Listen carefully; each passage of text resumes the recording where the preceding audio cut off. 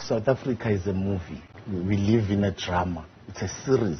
Every day you will be shocked by something new. And then our country will be taken over. Pela, if they can take over the province of Gauteng, which is our economic hub here in South Africa, then we are done. As South Africa and South Africans, we are done. They would have taken over our country. So it's a great concern to see that they are trying to take over Hillbrow, which is located in Gauteng, in Johannesburg, our economic hub. You know, there by our economic hub, we shouldn't be allowing things like this. People from outside to come and do what they want in Gauteng. No. Our two economic hubs, we know that it's Gauteng and KwaZulu-Natal, right? So these two places, we must make sure that we protect these two places. Well, I'm not saying we shouldn't protect these other ones. We should protect the whole of South Africa. But we need to prioritize cleaning up Gauteng and cleaning up KwaZulu-Natal, because these two places are the economic hubs of South Africa. Without these two places, there is no South Africa, economically. So it's a concern when people are there by Johannesburg trying to take over Johannesburg. The question arises, and we must investigate also what is the law of South Africa says. How can a city in South Africa be 80% foreign nationals? That is dangerous.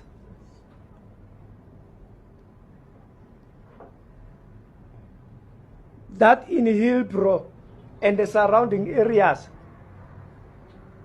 South Africans have surrendered their own city to the foreign nationals. The nation should discuss that particular question. You won't find South Africans in other countries dominating a city into 80%.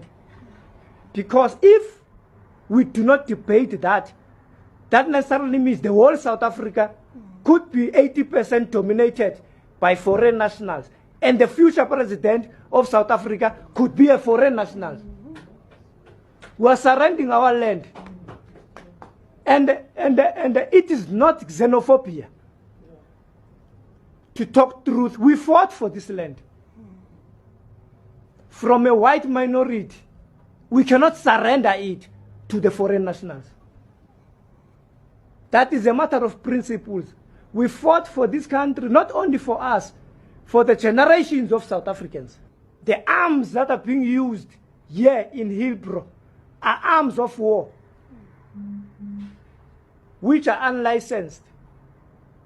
The hijacking of buildings here in Hillbrow is a sign of taking over power.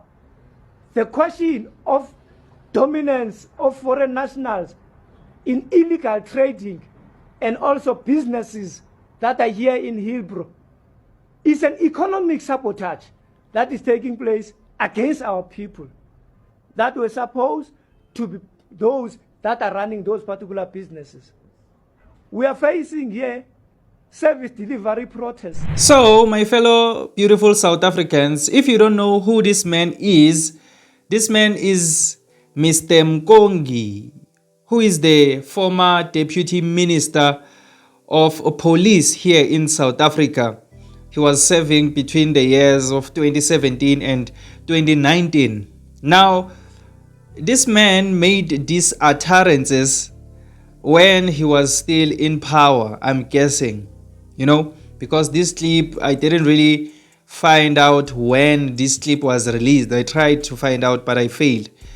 So I'm guessing he was speaking like this during that time between 2017 and 2019 when he was still in power. But the thing that led me to make this video and to actually stitch Mr. Mkongi here is because it's sad for me to see that what he was speaking about during his reign is still something that we still haven't solved currently in 2025. He's speaking about hijacked buildings in Hillbrow, that the foreigners are taking over that place. They've taken over almost 80% of that place.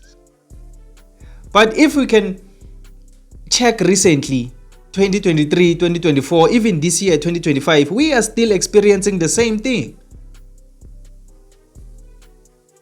Not much has changed. Illegal foreigners are still occupying those buildings there, and there's still many of them. Well, these whole operations right now of taking them out of these buildings, deporting them, chasing them away, and things like that, maybe it has reduced that 80%.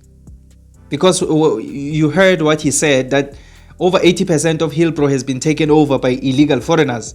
So with these operations that are done recently, maybe it has reduced from 80%, but I can tell you that it's not below 50%. If I can guess, maybe it's around 50 and 60% of illegal foreigners who are occupying that place Hillbrow there.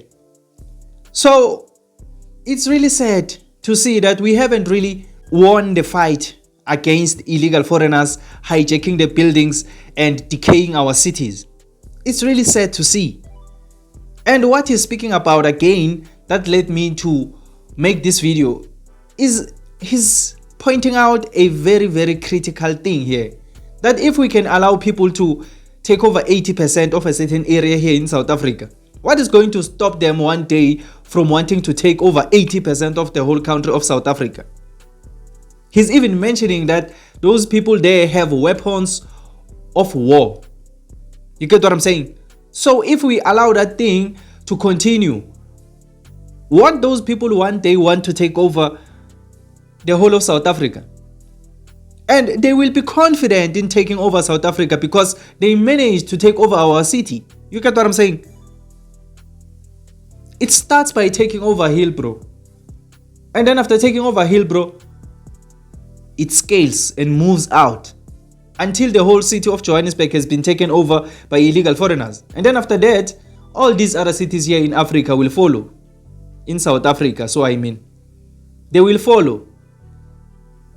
And then our country will be taken over. Pela, if they can take over the province of Gauteng, which is our economic hub here in South Africa, then we are done.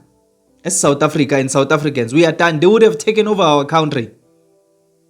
So it's a great concern to see that they are trying to take over Hillbrow, which is located in Gauteng, in Johannesburg, our economic hub.